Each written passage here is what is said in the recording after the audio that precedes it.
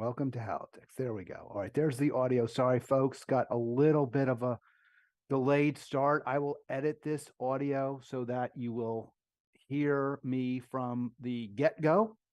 It is March 22nd. I'm Hal Ginsberg, and I did some work to try to make it sound better. And of course, the result was you didn't hear me at all, at least for about 2 seconds.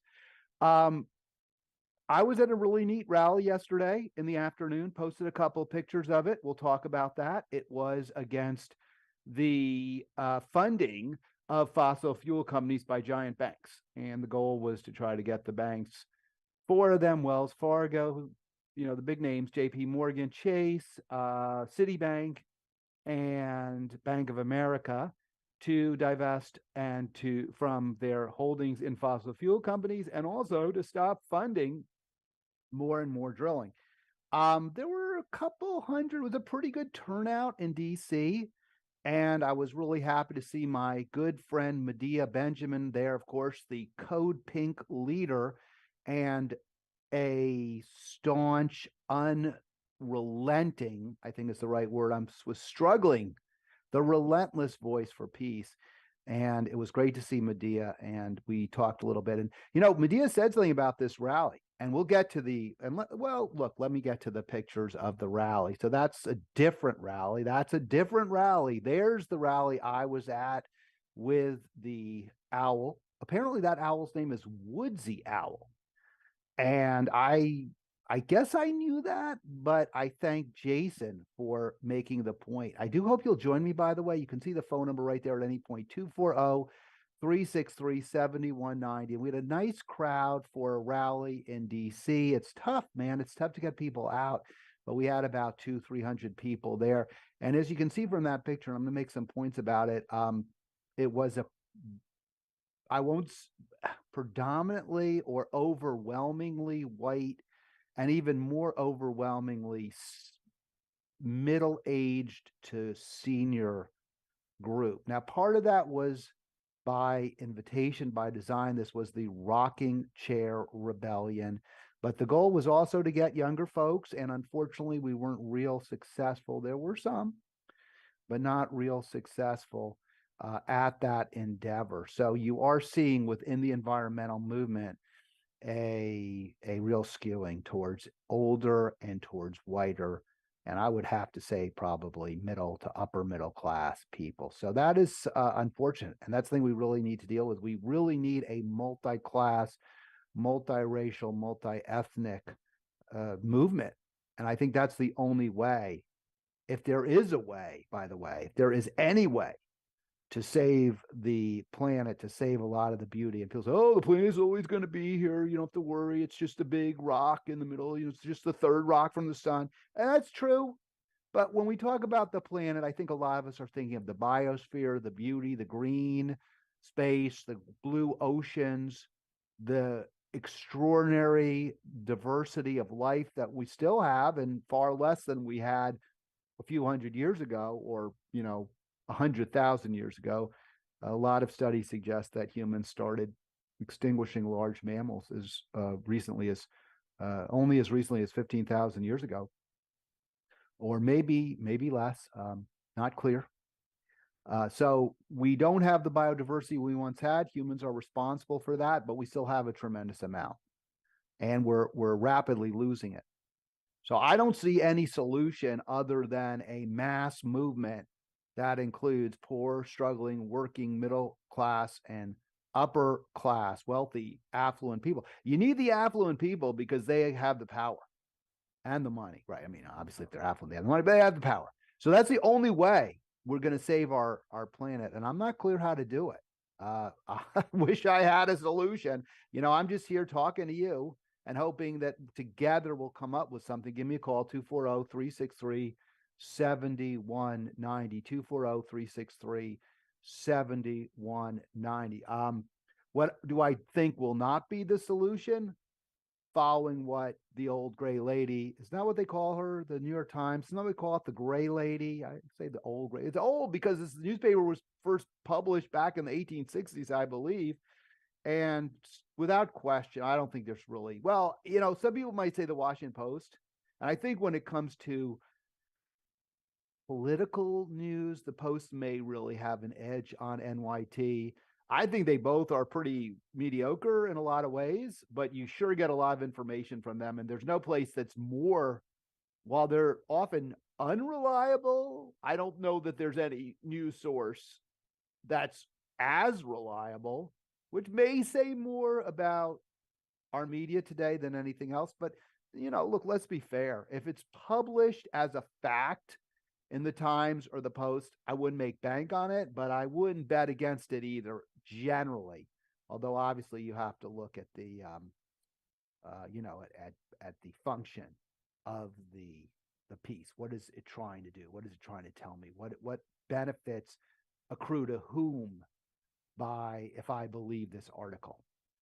And what is it keeping from me seeing? Why is this article here instead of, say, an article about something else? And one thing I noticed in today's Washington Post, speaking up, I didn't see any pictures. Now, there may have been there, but I didn't. I saw no photos. I saw no news stories in today's Washington Post about that rally I was telling you about that I was at yesterday. If you subscribe to the Post, or you saw an edition and you saw anything about yesterday's rally for the planet, the rocking chair rally, the third act event with Bill McKibben, let me know. There's that picture again. We've got Woodsy Owl, and I should have some other pics, but I don't. Someone calling me, and I heard a double audio for a second. That's the dreaded double audio. All right, give me a call, 240-363-7190. Yeah, I didn't see anything in the Washington Post today about this, and you'd think there would be. I mean, we did shut down traffic. It was with the assistance of the Metropolitan Police Department, so it's not like we were breaking any laws. Maybe we should be, and that's the plan. Extinction Rebellion is looking at, and I'm not going to give any more information, but looking at a real disruptive activity. And I think maybe that's what we're going to need to do if we're going to save some beauty left on our planet. All right, 240-363-7190, the Hal Ginsberg Show. I'd love to talk to you. It is Halitics Live on March 22nd. And I do want to talk about, so let's get to this article here. This just caught my eye. You can see it, first of all, by Tom Edsall, who on occasion I find to be the least objectionable, shall we say, New York Times progressive in quotations.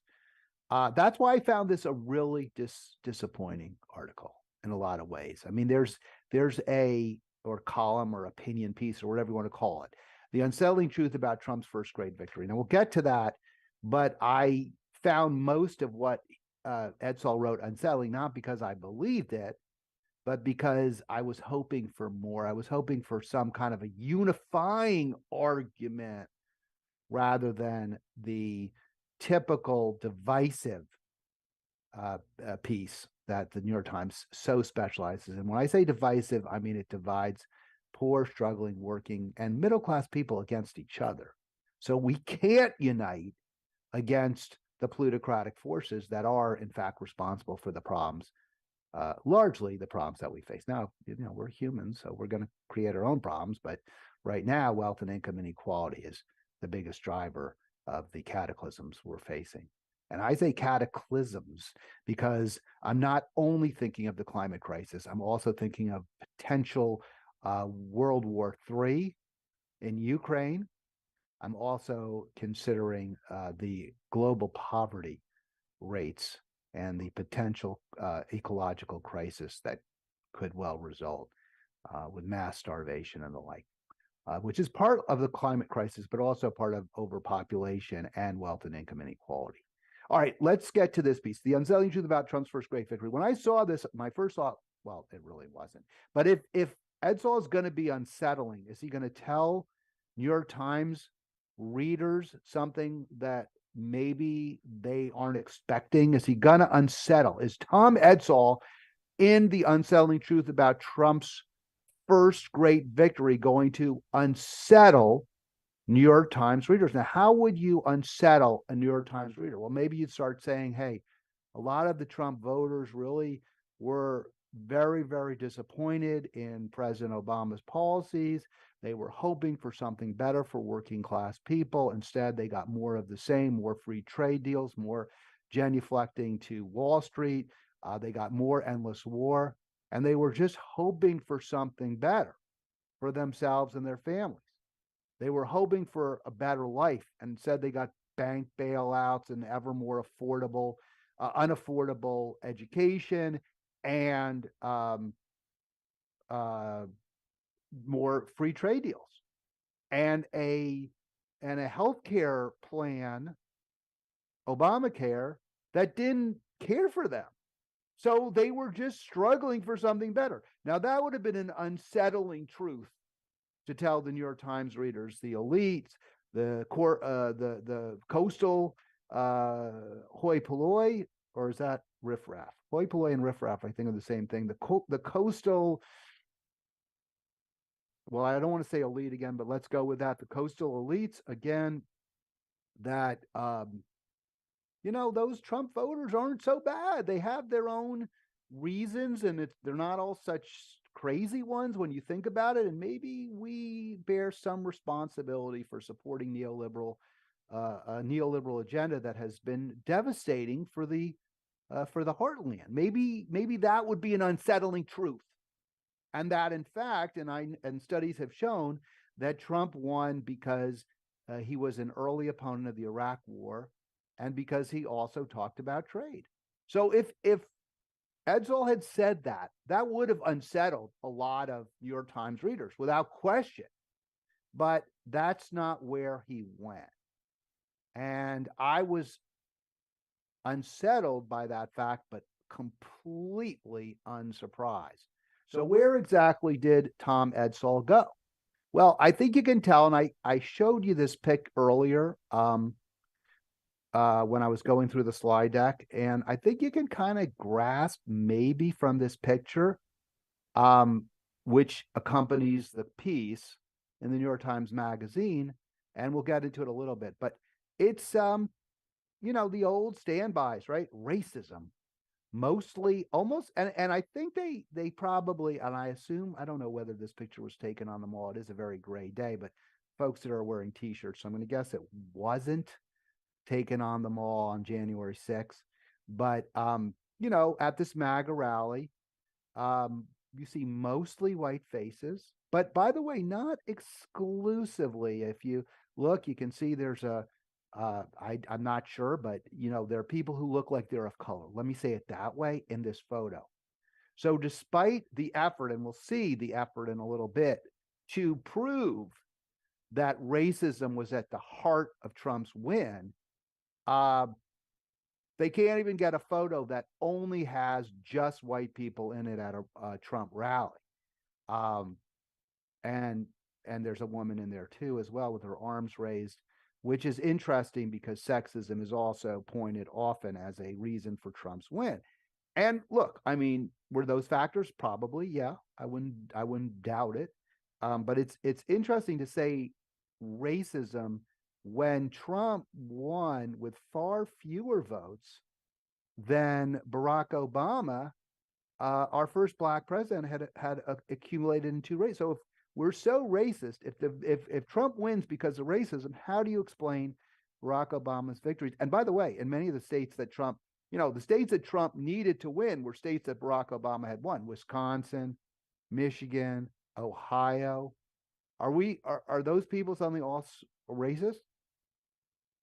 I mean, and is that racism manifesting itself in voting for a white woman as opposed to a black man? Because there were a number of crossover voters, Trump crossovers. So and by the way, the sociological studies that you're going to see in a moment, or slightly, that were in this article, are a little more nuanced, right? I'm being a little too simplistic. The professors who write them aren't that stupid. They understand the big holes in their theory, which I just exposed, right? I mean, how do you get to a point where you say Trump's victory demonstrates racism when we just had 2 terms of our first African American president who got a lot more votes than Trump did, and who got votes from some of the same exact places? How do you demonstrate that?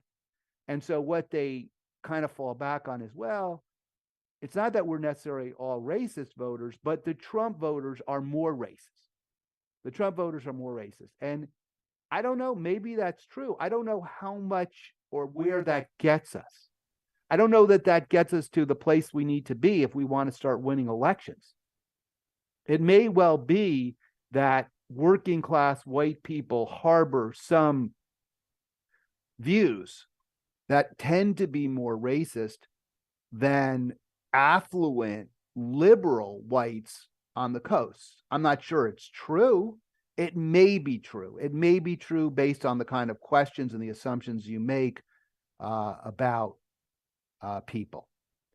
And if you say something like it's harder for a white person to get a job now because of affirmative action, if you ask that question to a working class white American, they're almost certainly going to say that's true. I don't think you would get the same answer from a middle class or upper middle class professional in a law firm in New York City who's white. They may not say that. Does that mean that the working class white who formerly worked alongside an African American or maybe had an African American foreperson on the line at GM, but is now working 3 jobs at Walmart, 7-Eleven, and driving an Uber, does that mean that that person is more racist? I don't know. Is a white person in Akron, Ohio, who lives in a mixed neighborhood necessarily more racist than an investment banker who lives in an all-white suburb of New York City? I'm not going to say that, but they might be, according to the article by Ed Saul that Ed Saul wrote, based on the attitudes that are expressed. So the argument is that these Trump voters tend to be more racist, and that's how Trump won. And but again, they point out, and I give Ed Saul a little bit of credit because I'm not going to go into so much more detail. I do want to hear from you. 363-7190. This is a show to debate, to discuss. It's not just about what I think. It's kind of been like that to start, but I am very optimistic. I've tried to be. I talked to somebody yesterday who said, "Oh, yeah, I saw you have your live stream." So he said, "Well, what do you think about my live stream?" And they said, I was like watching. I was like, "How does he know how to do all that stuff?" And I was like, "Well, done this. I'm do this stuff. This is what I do. I don't know. As an organizer, I did a lot of live streaming, and I work on computers, so I have some rudimentary knowledge. But being impressed, if you are impressed with my tech savvy, fine. But this is about, if to the extent I have any, but really this is more about our views and our worldview and how we change hearts and minds so we can have a better world. So, like I said, the argument for Trump's first great victory, which is clearly obviously put with tongue in cheek by Tom Edsall, is that it's not just racists who voted for Trump. So, all right, good. But the condescension is remarkable, nevertheless. That Trump could capture the hearts and minds of these voters suggests that whatever he represents beyond racial resentment. And so, okay, maybe there's something else, right? You say to yourself, well, gee, look at Edsall, where he's going to give the Trump voters. And by the way, it's so condescending. This entire piece is like you're looking at these voters under a glass, right? It's like, let's dissect them like a frog. Not let's talk to them. Let's not view them as human beings. Let's not consider that they may have needs and wants just like anybody else. Like maybe they do want health care. Maybe they don't want their kids shot up in a war overseas. Gee, that's not something we're going to consider. What we're going to consider is there's this anger, chaos, nihilism, and hostility among Trump voters. This is so, it's nasty. It's ugly. It's nasty. It's mean. It's wrong. If you want to know why people voted for Trump, ask them. Now, I'm not saying that everyone's going to give you the right answer, but find out. Say to them, well, what? I remember talking to a Detroit voter. He used to listen to my show all the time. I got to go reach out to him, reach out to that person, and hopefully they'll listen and watch again. They said to me, I'm voting, and by the way, this was an African American. They said to me, I'm voting for Trump unless the Democrats come up with a plan for creating jobs in Michigan. There needs to be jobs here, and the Democrats are not building a strong economy. And that person was no racist. The person was African American. And they weren't like a self-hating black person. They just were a normal Michigander who saw a state that was struggling terribly and that the Democrats hadn't done anything for. So let's talk to people instead of just look down. And by the way, another way, this is so condescending, is why not have an article? I would love to see this. And I think it would be far more apropos, by the way, in a newspaper that endorsed Hillary Clinton. Far more apropos, the unsettling truth about Hillary's primary victory in 2016. Why not have that article? Why not examine the Clinton voters with, sociologists coming up with various theories for why people voted for Hillary Clinton? I mean, I think that would be very useful, right? Well, was it because they wanted a woman president? Were they biased against Bernie Sanders because he talks with a Brooklyn accent? Did they accept the media lies about Bernie? Were they unsettled by the fact that Bernie Sanders wrote an article in 1973 where he asked, what is it about? I guess it was some sort of, sex crimes that appeals to us. And was that it? I mean, what is it that caused people to vote for Hillary? Because we seem to, or at least the New York Times reader apparently needs to understand some unsettling truths about Trump's win, and to see their voters as some sort of distinct species that is only motivated beyond racial resentment by anger, chaos, nihilism, and hostility, rather than maybe just normal, understandable, and those are understandable emotions for sure in our society. But maybe they're also motivated by, again, just normal human desire to live a decent life, to not feel exploited, to feel economic security. Maybe they don't want us to be in endless war. Do you think that could have been something that the New York Times could have published? I don't think so. It would be too unsettling. It would be an unsettling truth for their readers. All right. Yeah. So I did just again. So here's that picture of the rally there. And it's mostly whites, but is there such a difference in the componentry of that group again versus this a little bit more ragtag, right? The progressives are a little more ragtag looking. I'm going to guess the average income may be a little high. I don't know. I don't want to say that because, look, blue collar workers, and they do appear maybe more blue collar to me, maybe farmers. I don't know. I'm going to guess maybe the average income level is pretty similar between the two. There are a lot of similarities. Those Trump voters, according to Tom Edsall, are motivated by resentment, chaos, hostility. I'll tell you what, I feel a lot of resentment. I feel a lot of anger.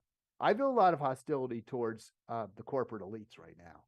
So I'm not going to say that those aren't legitimate emotions to have as you look at what's happening to our planet.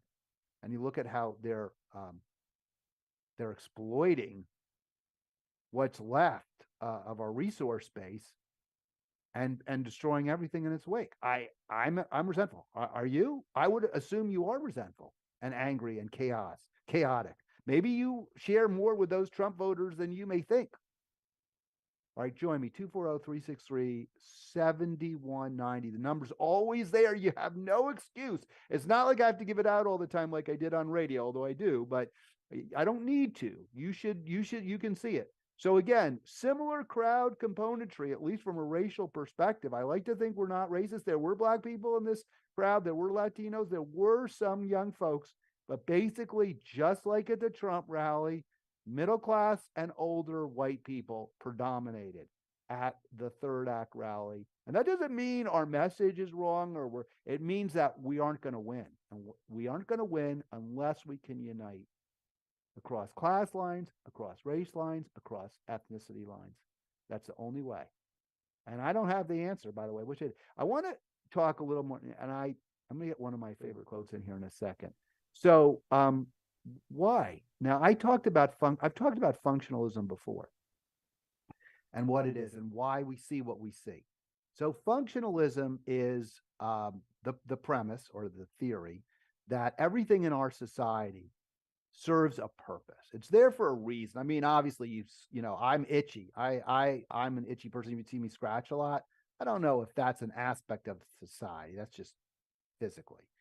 Um, but dynamics that you see, they serve a purpose and ultimately are indispensable for the long-time survival of that society. Now, again, I want to make this clear. Doesn't mean they're good. They can be really, really bad things, but they're there for a reason. They serve some purpose for some group, some individual, somebody with power, somebody with money. They serve they're there for a reason. That's what functionalism tells us. And I agree with it. I mean, I think this is a brilliant idea. It's a brilliant theory. I don't know who came up with it. I don't know if you consider this philosophical. I don't know what you would call it, but I'm totally down with functionalism. And if you want to talk about racism or you want to talk about what the New York Times was doing in that article, I don't think you really can do better than, I'm going to see if we can get there, than this. This is an old quote, and I'm going to see if I can get it so you can easily read it, because it really, I think, sums up certainly my belief. And it's a little dated, right? I mean, we're talking about from the 1890s. So it's obviously not this quote here from Thomas Watson, who was a populist farmer, I believe. Maybe he was a lawyer, not clear. I should be clear on that, but I'm not. Populist Georgian in the 19th and early 20th century. And he ran for office under the William Jennings Bryan Silver Party. And I can't remember what they were called. Maybe they were called I think they were called the Populist Party. Anyway, Watson did try early in his career very hard to appeal to black and white voters in Georgia. And Georgia, I suppose, under those circumstances, was slightly less difficult for black people to vote at that time. Maybe I'm wrong, but he clearly was had a cross-racial appeal. And so he would talk to these mixed groups of black and white farmers and sharecroppers, and he was saying to them, hey, enough with the racism, enough with the hatred of each other. The function of that dynamic that we see in our society is to keep you two groups at each other's throats, fighting with each other, so you don't take on those Wall Street bankers that are fleecing you, that are keeping the money supply very tight, that have this, because it was this whole free silver movement that the Populist Party was pushing, that they wanted some inflation. The prices of agricultural goods were very low. So the sharecroppers were never able to get out of debt because I must have that wrong somehow. Yeah, that's exactly right, because there was tight money, so prices were low. When you have more inflation, more money, and this is more money in circulation, prices go up. So the farmers wanted looser money. They wanted silver to replace gold, because there's a lot more silver than there is gold out there, and silver is cheaper. So if money is silver backed, prices would clearly rise. And that's what the farmers wanted. It would get them out of debt. They could use the cheaper money to pay their debts to the company stores and the bankers that they had borrowed money from. So Watson is saying, you guys are fighting with each other There's lynchings, there's, all sorts of things going on that are based on racism. So you won't unite and support populists like me who are going to make things better for poor, struggling, and working people in Georgia. And he used really good terms, separately fleeced. They're being fleeced. They're deceived and blinded because they don't get how the race antagonism perpetuates this horrible monetary system, uh, this gold standard that is beggaring them both. And he was right. I mean, he was dead spot on. And it's very sad because he later became a race baiter and also an anti-Semite. And the anti-Semitism could also stem from his antagonism towards banks, because the Jewish community has always been associated for reason, although not as viewed as controlling the banking systems. And I looked into this. I thought it was actually, I bought into that too, but apparently most of the big banks are not run by Jewish people in this country. So it's not true that Jews control the banking system, although they do. Jewish people do obviously have influence that's disproportionate to our numbers, but that's just the way it is. So Watson got the functionalism of racism. He got it. The function was that it kept the big bankers large and in charge. And what Thomas Watson is doing in his article, where he talks about what these sociologists are doing when they publish this dreck, when they claim that the reason that people voted for Trump is because they're bitter, they're angry, they're nihilists, they're hostile, they're racist. What that's doing is keeping people who should be reaching out to each other and joining forces to support an alternative to both parties, to a system that is beggaring us, not just our individually, not just groups of people, but destroying our entire ecology, our entire ecosystem through endless war, through ecological collapse, and pointing fingers and viewing voters who don't see things quite the way we do as the other, as the enemy. That is perpetuating a system that is not just beggaring us, that's absolutely killing us, destroying us. And I got to tell you, something that happened yesterday when I saw Medea that really upset me, and I actually got into it with a rabbi who was at this event, is I brought up, and remember, this event that we were at yesterday, that I was at yesterday, this was to save the planet, third act rally against the big banks that are financing the climate cataclysm, climate crisis. And I was there to show my concern for the environment, to say, hey, I'm against the big banks, and also, meet folks, talk to people, feel a sense of solidarity. And I talked to this rabbi there who's, pretty progressive, I guess, and he was just would not condemn, would not criticize the U.S. war, that we're fomenting in Ukraine, the proxy war. He just wouldn't do it. Well, Putin's a really bad guy. We can't give in to Putin. And I see this over and over. I saw a comment on Facebook. I'm glad you accept that Putin is responsible for this. And I'm like, okay, yeah, of course. But I'm less concerned right now with whether the tyrant in another country is responsible for the death and destruction or partly responsible. I'm more concerned with what we can and should be doing to end it. That's what my concern is now. And are we doing that, or are we making things worse? And clearly we're making things worse. We're fighting, we're cajoling the Ukrainians to fight to the last Ukrainian. And it's devastating for them. It's devastating for the environment. Endless war is devastating for the environment. And I was talking to Medea yesterday, and she said she asked Bill McKibben, probably the foremost environmentalist in the country. She said, hey, would you say something about how we got to get out of Ukraine? We got to stop financing that war. You know, you're against financing the big banks, and rightly so, Bill. That's why we're all rallying. That's why Woodsy Owl is out there. We're against financing the big banks. Will you talk a little bit about financing war in Ukraine? And he said, no, can't do it. Sorry. Now, I don't know why. Like, I can't speak to the guy. I can't speak to his rationale. I suspect.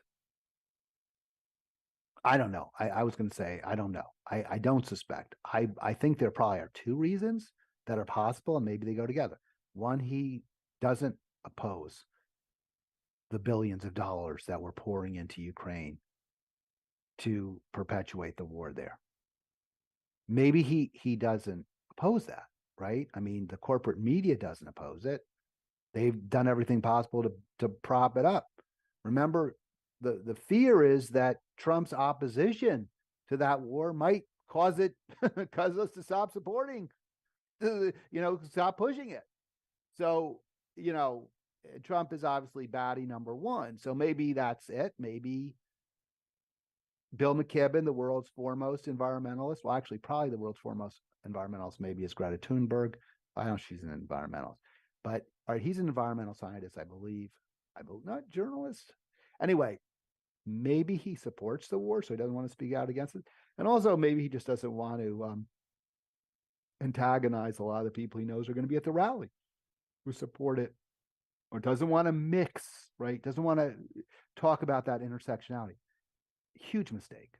Huge. Now, I get it. You might turn some people off. I get that.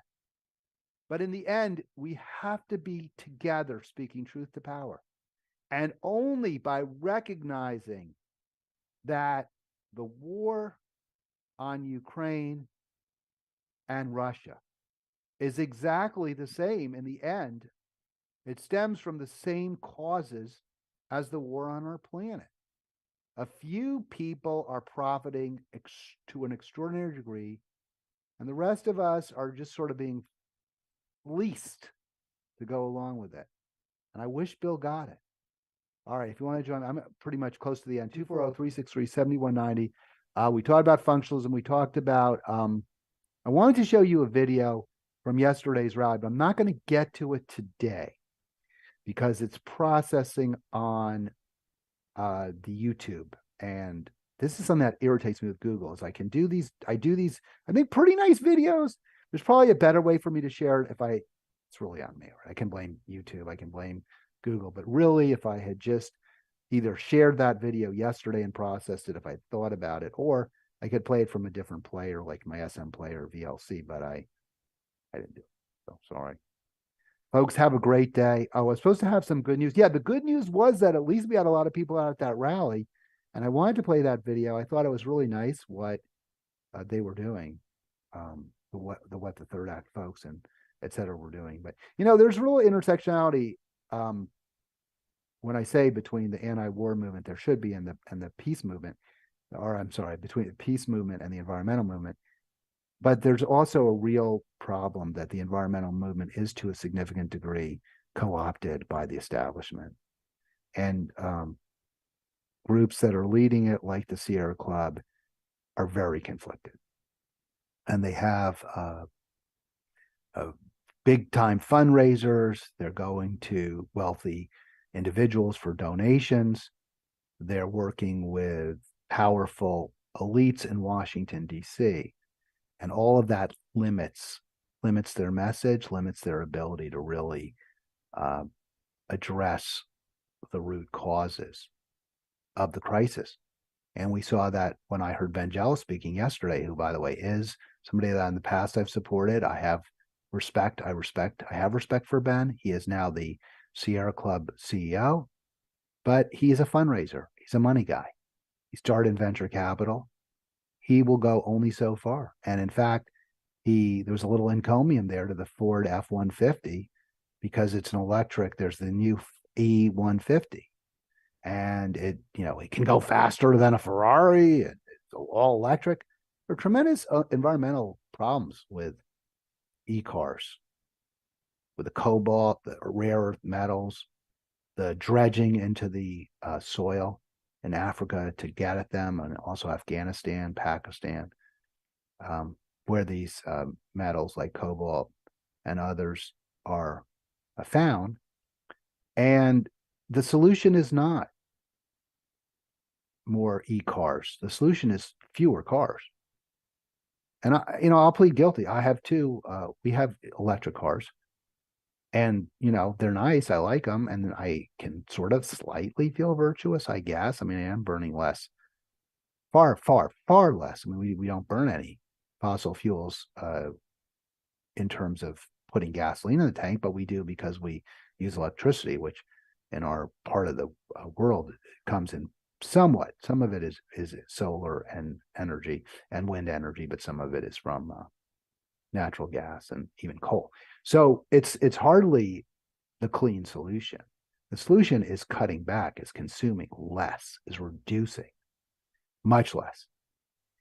But that is not a message that a money guy is going to want to tell you, because they make money from our consumption, our consuming, not our reducing.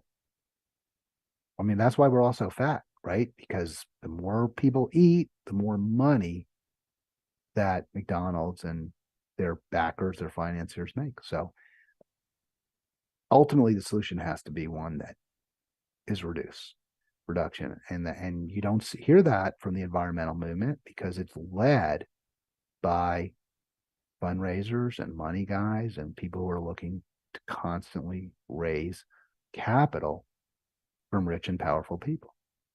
All right, that's going to do it. That's on that not very good news note. That'll do it for me today. I'll get you the video tomorrow. Have a great day. Don't forget, Haltix, like and subscribe. I should say that at the beginning, because obviously we lose people over time, but remember, like and subscribe.